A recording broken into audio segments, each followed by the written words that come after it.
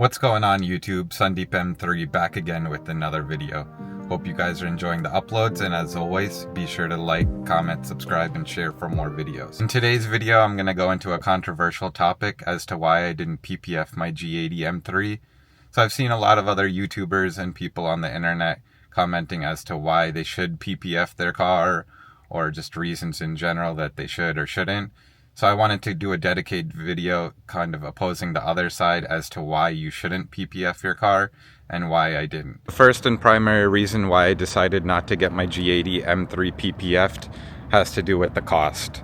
So when I was getting quotes and just looking online, I saw that just getting the front bumper was around $600 to $700, with getting the full front clip, which includes the bumper, the lip, the hood, the mirrors, and the fenders, I believe, depending on where you go. And that was anywhere from $2,000 to $2,500.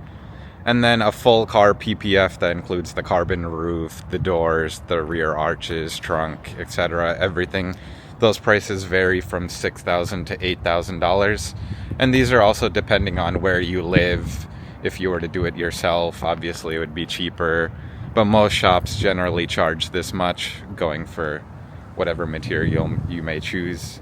And if they decide to do inlays or a full custom job by cutting everything. I was debating doing just the front bumper, but then there's other parts of the car that can get scratched as well. So in my opinion, it's kind of you do the whole thing or just don't bother doing it at all, because it'll never truly match if you decide to change anything in that aspect. So I decided to keep it not PPF. The second reason why I decided not to PPF the G80 was due to no return. And by no return, I mean when you sell your car or trade it in, generally everyone says mods don't add value. So again, PPF, I guess tint is not really a mod per se, but it also doesn't add any value to your car. So if you spend $8,000 doing the whole car, nobody's gonna give you $8,000 value extra in trade-in, or if you decide to sell it or anything like that. So it's more so only for your peace of mind, but the next owner generally doesn't care about it or is not gonna value that cost. So you can't really recoup your money in that sense. And also if you were to get in an accident, God forbid, or anything like that, unless your PPF is under your policy for your insurance company, they're not going to reimburse that. So it's kind of like when you lease a car and put money down, in the sense PPF, if you're putting money into that, and then if something were to happen where you hit something like a pole or just into another accident with someone, you're not going to get that money back and you'll have to redo that PPF on your own dime. So that's another added cost that you should consider as well. And with that being said, there's no return, like I was saying. If you do mods on your car, like wheels, coilovers, carbon parts, exhausts, etc., you can sell them online and get most of your money back, if not some of it at least, which is something. But with PPF, you're just not getting any of that back. So for that reason, I decided it wasn't worth it for me, because I don't keep my cars that long, and if anything happens, it's not really something that I had to worry about. The third reason is, as you guys know, I bought this car used. It's a 2021 and it had 34,000 miles on it. So again, doing PPF is kind of recommended if you have a new car, but since I had a used car, there are some minor scratches you can obviously see, and things can get polished and buffed out. But going to the front, one of the more serious things is I do have a lot of these kind of small rock chips. I don't know if you guys can see them in the video, but pretty much most of the hood, like front area, does have them. So even if I did PPF on top of that, you'll still be able to see them pretty visibly. The bumper does have some and things like that, but some parts can get polished out. But generally with rock chips, you have to either touch it up or respray the paint. And for me, it's a daily driver and I'm not too concerned about that and just want to enjoy the car. So there's no point in kind of putting PPF on something that's used with higher miles, and it just won't look as perfect, and there's no point to protect it. But if you do get a new car, then that's definitely another reason, and you can prevent that from happening. The fourth reason has to do with installing. So there are a number of shops you can go to, and obviously you want to have the most reputable place do your PPF work, tint, or anything for your car. So it's important to be sure to read reviews and have other friends or any recommendations as to where people have went and if they do a good job or not.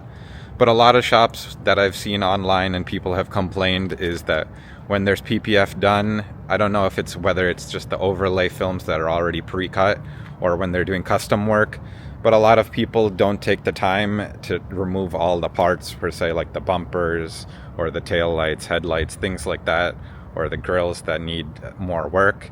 Or if people end up doing the custom route, they don't use proper skill or tools and sometimes end up cutting or chipping your paint. I've seen a video of another YouTuber last month or so where he had his front clip PPF'd and then he went to another shop to have it redone since there were scratches, and then the new shop had said that the previous place had cut some parts of his paint. So again, like, you're spending all that money to have your car basically protected, but then when you're getting it protected, someone ends up screwing it up and causing more paint issues, which you're obviously defeating the purpose. So in my head, like, it doesn't make sense for you to pay extra money and have something done worse. Again, not everyone is going to do this per se, and it does depend on which shop you go to and things like that and their skill level. But that is a worry. And another thing with install issues is bubbling. So if you're getting it done, obviously when it's cold out, like today it's about 30 degrees, you're gonna see bubbling if it's not heated fully or cured. And just if the fitment and overlays aren't done properly, you're gonna have install issues. So a lot of people I've seen on the forums have been dealing with this, and they're confused if whether they should go back to the shop, or some installers say that it's normal or it's within spec. But it's just kind of basically, at the end of the day, it's like a wrap on your car. So whether you're having your bumper or front clip or the whole thing, if you do see those kind of imperfections or things like that, it's going to bother you or me in general. So I'd rather not have that done if it's not perfect. Again, that's all install and shop based. Definitely you can go to better places and have proper people do it. So it's not always an issue, but it's something to consider. The fifth and final reason has to do with the maintenance and upkeep. Obviously, PPF sometimes doesn't last for 5 or 10 years. It depends on kind of the climate and the area you are, how you wash your car, maintain it with soap, and what tools and things you use on it. So it's not something that you just get it done once and it's everlasting for 100 years or whatever the case may be. Down the road, you might have to have it redone. I know some places do offer warranties on that and things like that if it yellows or any issues like that. But that's something else to consider. So if you already paid for it once, who knows, maybe down the road you'll have to repay again. These reasons are why I decided not to do PPF. Again, many people who are more into their cars like to get it done if they're keeping it for a longer period of time, daily driving it, etc. But to me, just the main thing is the money doesn't make sense, and I don't plan to keep these cars for that long. So I just don't justify spending that much and just going into that route. Another kind of bonus thing has to do with PPF is ceramic coating, which is something that I am considering maybe next year once the weather does get better. Since I do have a bunch of swirls and things along the paint and body, I definitely want to have at least a stage 1 correction and then do a ceramic coating. But ceramic coating is definitely a lot cheaper. You can get it done for under $1,000 with paint correction. So that'll kind of spruce up the car for the next spring season for car meets and summer as well. But also with ceramic coating, you do have to maintain the washes and use proper soap and things like that as well. If you end up using something random, the coating can deteriorate and it won't last as long as what the place or material is quoted for. So I also don't wash my car, so I go to a place to have it done in Philly since I don't have any space for that. So I would have to see what they're using or suggest using my own soap and things like that. Again, I wanted to discuss the opposite controversial side about this. So if you guys have any other opinions, definitely express them. I know it's not for everyone, like I was saying earlier, but this is kind of what I feel like and don't think it's worth it for me. So always be sure to like, comment, subscribe, and share for more videos. Sandeep M3 out.